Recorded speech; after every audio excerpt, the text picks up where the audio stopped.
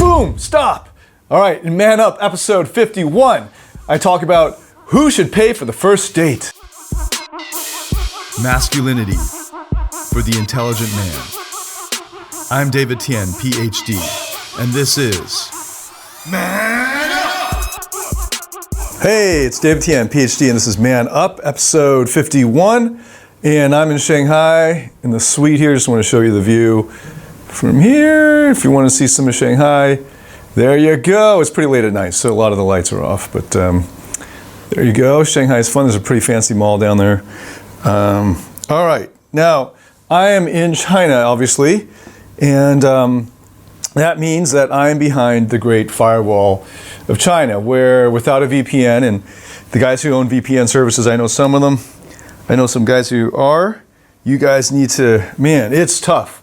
So, I'll connect somewhere and then it'll just drop after half an hour. And if I'm in the middle of uploading something, it's horrible. So it's been a real chore just getting the videos up on the internet. Now, YouTube is blocked, Facebook is blocked, anything Google related is blocked. Google is blocked, Gmail is blocked. All of our email is through Gmail, so it's tough to do email. You can imagine how disruptive that is to an internet business. And unless you want to use the really crappy Baidu, which I've had to struggle with. And so, so many things are blocked. Vimeo, Instagram, a lot of things. And obviously, if you're watching this, it's on YouTube or Facebook. So it's been tough because I've been waiting for a really stable and fast internet connection that I can upload these multi-gigabyte video files, especially the raw files, to the editor. But it's always gotten dropped. It's really tough. So I've decided to just get the videos done. So I'm going to record a few here while I'm at this particular hotel. Then the team is flying in a day or two and staying for, we've got a mastermind here in China that we're hosting. It's going to be awesome. Looking forward to that. Can't wait for that. And hopefully we'll be able to film some more videos during that time.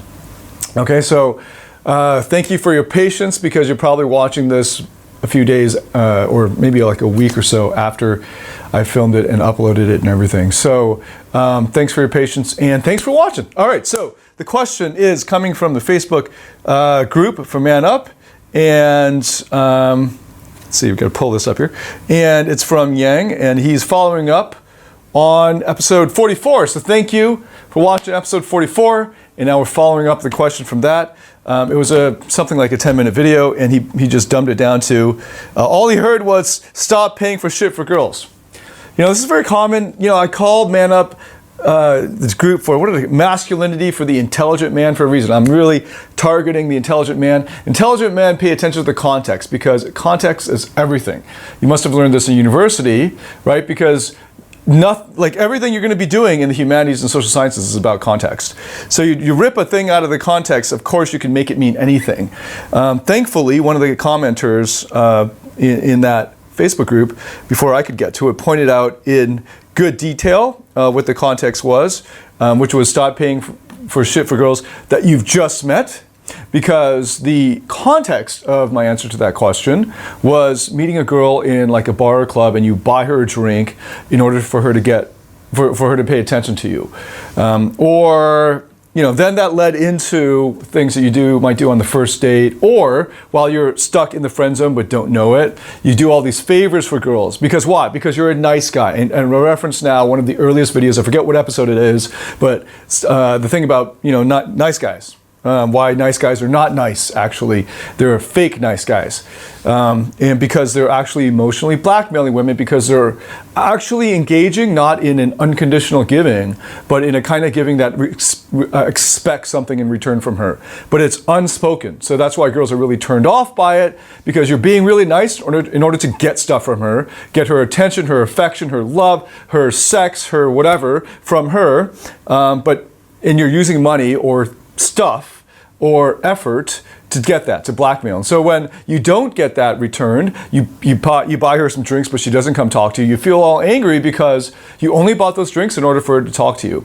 And a lot of stupid guys, a lot of nice guys, and are like pissed off about that, of course. Now, the cool guys and the women, you got to know, most men in the world that, from what I've seen, I've traveled all over and I've been doing this for a living for 10 years, or most guys are nice guys still. They're still stuck in that nice guy mentality because of their neediness coming out of their fundamental human condition. So this is a pretty common thing, and I originally was just going to ignore it because the context is obvious for the original answer I gave in episode 44. But then I realized there is still a lot of confusion because guys people like to dumb things down. They want everything simple and obviously oversimplified, because if you're an intelligent person, you realize how complex the truth really is. Okay, so pay attention to the context.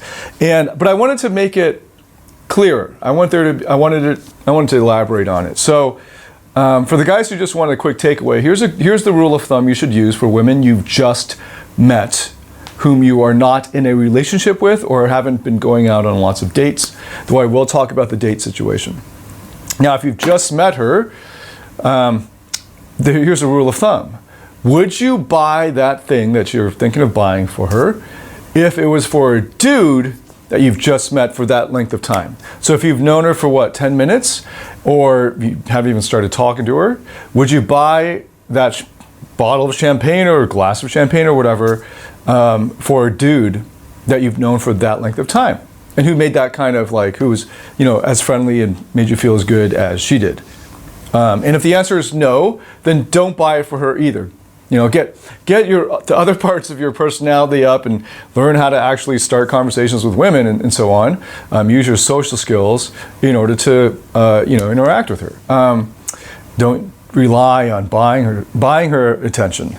So most guys who are, let me point out that if what you're doing when you buy a girl's attention is that you're treating her like, in Asia there are at least KTV girls, right? So you actually pay for her to sit next to you and talk to you and flirt with you, or like some Thai discos. I've only encountered that term Thai disco in Singapore, but it's basically a disco where you buy stuff like a garland of flowers for however many hundreds of dollars, and then that girl comes and sits with you for X amount of songs. Sort of like a strip club, but they don't take their clothes off, they just come and talk to you. And you're treating her like that. Why? Because you're buying her something so that she'll pay attention to you and talk to you. Stop. So actually treat women with respect as equals. Okay, women want that. Give it to them. Stop treating them as below you, beneath you, as if they're poor and have, like recipients of charity. No, they're equals. So treat them like equals. Make sure this isn't like making any weird noise. Okay. Great. So he was asking then, on a date, don't you think she will think you're cheap if you're on a date? Here's another rule of thumb. Okay, you guys like quick, easy rules of thumb. Here's another one. If she's making less than you, you should cover however much that is. So for instance, if the only situation actually let me back up. There's one other situation. If you pick the place, you should pay that first place. So for instance, even if it's my guy friend, like if I chose the steakhouse and I said, dude, you want to go to the steakhouse? And he says, yeah, sure, I'll go with you. And I go and have dinner with my buddy at the steakhouse, and I suggested it, I'll pay for it. I mean, I'll make the first move. If he wants to jump in no way, man, let's split it, I'll probably still go for it. I'll still pay it, unless, there's something special going on. So that's a good rule of thumb. If you pick the place, you pay. Yeah, that's a personal rule of thumb I follow. It's a good way to go. If she picked the place and you haven't had sex or you're not in a relationship yet, then if she picked the place, then it changes. I think then if she picked the place. Now, then you go to the second rule. Okay, so I have that rule A for dates. Rule A for dates, you pick the place, you pay that, right? Hopefully then if you follow all of my rules, because I've got the 5 rules of dating, 5 C's of dating, and hopefully you know those. If you don't, we have a free offer thing where you can go and get it. My hands are weird when I do that. Anyway, so you want to be moving. You don't want to just sit in one place for 3 hours and talk. That's a horrible date. So you should not be doing dinner for a first date or a pre-relationship date anyway. But let's say you do dinner right? And you keep it short. So you keep it to like an hour, and then you'll have another place. Go to another place for dessert. Don't stay in the same place for dessert like the whole thing, unless you really want to take it slow, like 5 dates before you get sexual. But otherwise, take it to the next place. So you go next place for dessert. She can then get the dessert. So you can say, I'll get this one, you get the next one. That's a great way to go. I'll get this one, you get the next one. Or if she suggested the place, you say, cool, you get this one, I'll get the next one. All right, because she picked this, so you'll get the next place. And it's great to always keep doing that, because there's always, that assumes that there's going to be a next place. So it sets up the next meetup. So then you go for dessert, and maybe you'll go then, okay, then let's go for drinks, and I'll get the next place, you get this place, and I'll get the next place, or I'll get this and you get the next place. All right, so it's just what we call trading in the academy. So you do the trading, okay? So you can do this with your guy friends. It's not any kind of weird technique that you only do with girls. Guys do this all the time. Instead of having to because I know in the West they like to they go Dutch, which usually means you split the bill and all this, and it's not classy. I don't know. You just like staring at the receipt and you're calculating stuff. It's not cool. So just trade, and somebody's going to be paying a little bit less, as long as it's not egregiously different. Just trade. Trading is easier. It's and it puts less attention and focus on the actual money. So just trade. Okay, that's a good rule of thumb. Now here's the other rule of thumb. So rule of thumb B. I can't make the letter B, but B. B is you got to know roughly how much income she has, so that you can gauge what the earning difference is. Now, a lot of people in the West date very close in age, like 4 years apart or 6 years apart is already, maybe 6 years apart is already considered big. So at that range, you might be making roughly the same. So I think if whoever's making more money, you should cover the more expensive portion of the date. So if it's the steak, should be covered by the richer person, and then the dessert can be covered by the less rich person. What you don't want to have happen is a girl just having to show up and be pretty and then have everything taken care of. They don't respect that either. I mean, unless she's a gold digger. And welcome to the 21st century, everybody. Welcome to the 21st century, everybody, where there's equality of the sexes. Women, if you really want equality, then it's time to man up. No, it's time you gotta hold up your end of the bargain, all right? We're treating you like everyone else, okay? And men, stop treating women with kid gloves. It's not respectful. You're also getting screwed over and you don't even know it. And then you're gonna freaking complain about it later. I know you will, because you finally wake up to the injustice of it all. It kind of sucks to be a man in 2016. So, I mean, in the first world countries. Now, here's the deal, okay? Men still feel like this obligation from the holdover from the 1950s and 1800s that they ought to be paying for everything because they have a penis. But if there's true equality, that's not the case. All right? So, actually be an enlightened modern person and realize there's equality, and you pay on a sliding scale. So whoever's making more pays more. Simple as that. So if she's making, in Asia, there's usually bigger age differences. So if she's making a third of what you make, then you cover the big item and she covers the item that's roughly a third of what you covered. And that, whatever the difference is in income. It's pretty simple. Just got to do a little bit of math and guesstimation. If she's a student and has zero income, or it's whatever her allowance is or stipend is, you got to take that into account. Maybe all she's going to be getting is the Starbucks or something like that, right? So she treats you to Starbucks, you treat her or at the dinner. Just make sure then, if you know that, try not to pick a really expensive place because you're going to be paying for it. All right, so those are the two rules of thumb. Whoever picked the place will pay for that place. And the second is pay on a sliding scale. So if she's making more, if she's making more, then go ahead and let her pay more. I really believe in the equality of the sexes. Women, if you want chivalry and you want equality, you better think hard about that, because it's not fair. It's just not fair. I'm going to put that out there and maybe expand on it in future videos.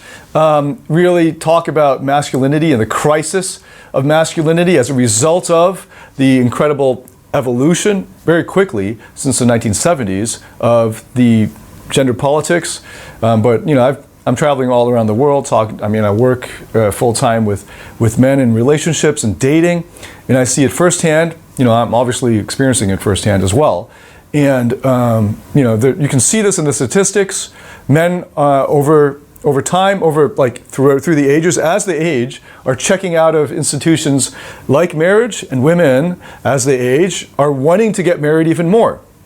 What's going on with that disparity? One of the reasons is it's not just.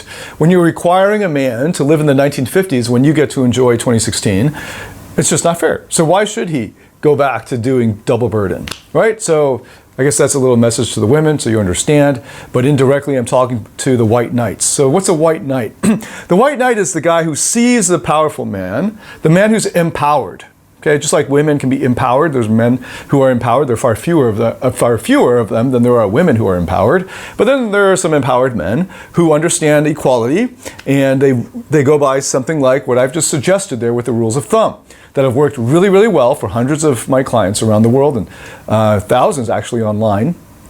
So it's great. But then there are those who, most of the men, who when they see that like to poo-poo on that, right? Did I just say poo-poo?